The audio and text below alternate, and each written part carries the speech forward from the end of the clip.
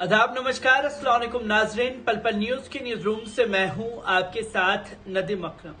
पहली बार कोई मुस्लिम देश फीफा वर्ल्ड कप जो है अपनी कंट्री में कराता हुआ दिखाई दे रहा है, जहां कतर की तमाम तस्वीरें लोगों के सामने आ रही हैं। और जब फीफा वर्ल्ड कप ने कतर को इसका पूरी तरीके से समारोह करने की इजाजत दी, तब उस दौरान भी कई देशों ने उसका खुल करके विरोध किया कि कतर इसमें पूरी तरीके से सक्सेसफुल नहीं हो पाएगा।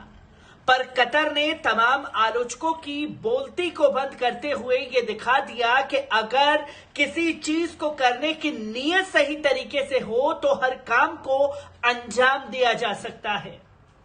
और आखिरकार इसमें भी सबसे बड़ी बात यह देखने को मिली कि फीफा वर्ल्ड कप के जो अधिकारी हैं उनके शर्तों पे नहीं बल्कि कतर की शर्तों पर तमाम आयोजन को कराते हुए दिखाई दिए, जहां इस्लाम के रास्ते पर चलते हुए कई बड़े फैसले कतर ने लिए तो उसे कट्टरपंथी इस्लामिक कंट्री घोषित कर देने पर तमाम लोग जुट गए। और जिस तरीके के कदम कतर ने उठाए उससे दुनिया भर में लोग जो है उसकी प्रशंसा करते हुए दिखाई दे रहे हैं। और जब दुनिया भर में कतर की प्रशंसा हो रही है तो वहीं क्यों दुनिया कतर के आगे झुकने के लिए मजबूर हुई है, उसकी सबसे बड़ी वजह जो है फीफा वर्ल्ड कप के दौरान सामने आ रही है, जहां दुनिया का सबसे अमीर देश जो है दूसरे नंबर पर कतर बन चुका है। तो आप सोच सकते हैं कि आखिरकार क्यों दुनिया जो है कतर के आगे झुक चुकी है और किस तरीके से तमाम चीजें सामने आ रही हैं कतर को लेकर के। एक बार इस पूरी रिपोर्ट पर नजर डालते हैं। पश्चिम एशिया का रेगिस्तानी देश कतर इस वक्त दुनिया भर में चर्चा का केंद्र बना हुआ है। इसकी वजह यह है कि वहां पर रविवार से 22वें वर्ल्ड कप फुटबॉल यानी फीफा वर्ल्ड कप 2022 का आगाज हो चुका है। इस आयोजन में दुनिया भर के 32 देशों की टीमें हिस्सा ले रही हैं। ये टूर्नामेंट 26 दिनों तक चलने वाला है। इस टूर्नामेंट को देखने के लिए दुनिया भर से हजारों फुटबॉल प्रेमी इस छोटे से मुस्लिम देश में पहुंच रहे हैं। ये देश अरब प्रायद्वीप के उत्तर पूर्वी तट पर बसा हुआ है। इसके दक्षिणी छोर पर सऊदी अरब है और बाकी 3 और फारस की खाड़ी है। माना जाता है कि कतर नाम की उत्पत्ति आज के जुबारा नाम के शहर से प्राचीन नाम कतारा से हुई है, जो बाद में धीरे धीरे अपभ्रंश होकर कतर हो गया। इस मुल्क का क्षेत्रफल कुल 11,571 वर्ग किलोमीटर और जनसंख्या करीब 28 लाख है। वहां की करेंसी रियाल है। कतर की राजधानी का नाम दोहा है।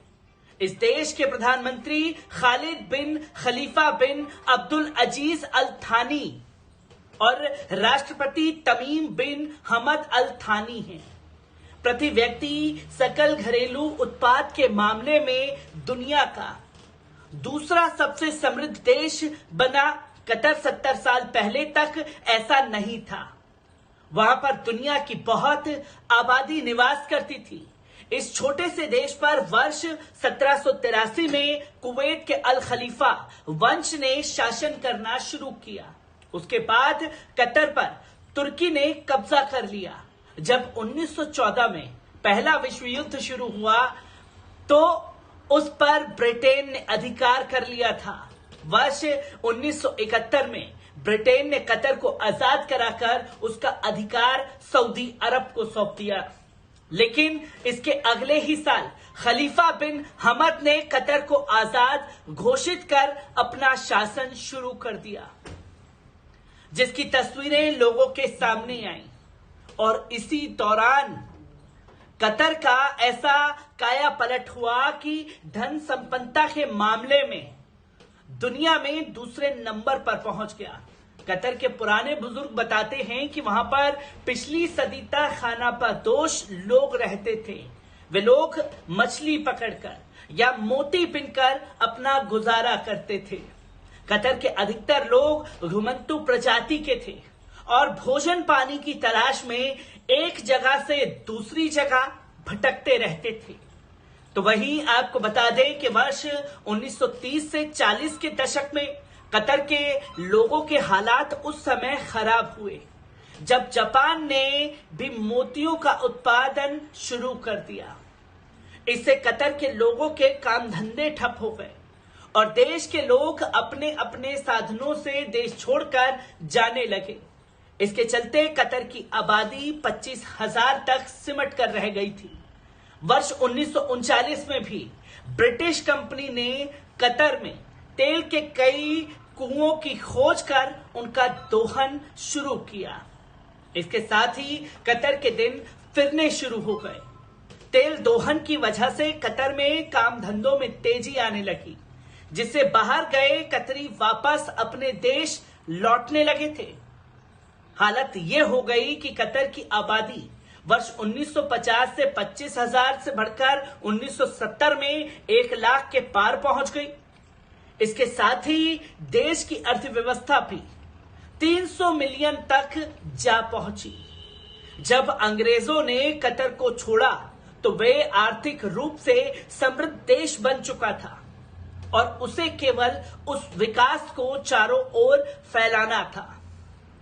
दुनिया में अपनी धमक बनाने के लिए कतर ने अल जजीरा जैसा इंटरनेशनल चैनल शुरू किया, जिसकी तमाम रिपोर्ट आप लगातार देखते रहते हैं, जो किसी भी देश के खिलाफ कतर का सबसे बड़ा सॉफ्ट वेपन बन गया है, जिसने कई मुस्लिम देशों में सरकारों को बनाने और गिराने का काम भी कर दिया है। अपने देश में पर्याप्त आबादी न होने की वजह से कतर ने अमेरिका, फ्रांस जैसे देशों को आमंत्रित कर अपने यहां पर सैनिक अड्डे बनवाए। इसके साथ ही यूरोप के कई देशों की संपत्तियों में निवेश किया, जिससे तेल खत्म होने के बाद भी उसकी अर्थव्यवस्था पर चोट न पहुंचे। अपनी सॉफ्ट पावर को और बढ़ाने के लिए अब कतर 22वें फीफा वर्ल्ड कप का आयोजन कर रहा है। इसके लिए उसने $2 मिलियन खर्च करके 8 स्टेडियम, एक नया हवाई अड्डा और एक नई मेट्रो लाइन बनाई है। इस फुटबॉल वर्ल्ड कप को अब तक के इतिहास का सबसे महंगा वर्ल्ड कप कहा जा रहा है, जिसकी तस्वीरें लोगों के सामने हैं। हालांकि इसके बावजूद भी कतर अपने उद्देश्य में कामयाब होता नजर नहीं आ रहा। असल में कतर शुरू से ही इस्लाम का बड़ा पैरोकार रहा है। दुनिया में मस्जिद, मदरसों और जमातों को कतर के अमीरों की ओर से हर साल भारी फंडिंग की जाती है। इसके पीछे कतर का उद्देश्य दुनिया के सभी मुसलमानों का एक छत्र नेता बना है और तमाम तस्वीरें जो हैं वो लोगों के सामने आती गई हैं। कतर के लिंक की खबरें भी तमाम संगठनों से जोड़ने की तस्वीरें दिखाई जाती रही, जब तक बाहर आती रही। कतर ने जाकिर नायक को फीफा वर्ल्ड कप में आमंत्रित कर एक नया बखेड़ा खड़ा कर दिया है। इसकी साफ वजह है कि कट्टरपंथी छवि को देखते हुए दुनिया के अधिकतर देशों के राष्ट्रीय अध्यक्षों ने फीफा वर्ल्ड कप को देखने के लिए कतर जाने से किनारा कर लिया, जिससे कतर के नेताओं को गहरा झटका लगा, जो कि हमारी मेन स्ट्रीम मीडिया बार बार बता रही है। और तमाम लोगों को दरकिनार करते हुए कतर ने जिस बेहतरीन तरीके से फीफा वर्ल्ड कप का आयोजन कराया और जिस तरीके से तमाम मैच जो हैं वो सामने आ रहे हैं, वो यकीनन काबिले तारीफ है। और दुनिया क्यों झुकी है कतर के आगे? क्योंकि दुनिया का दूसरे नंबर का सबसे अमीर देश बन चुका है। मैं ऐसी ही खबरों से आपको रूबरू कराता रहूंगा। दीजिए इजाजत, शुक्रिया।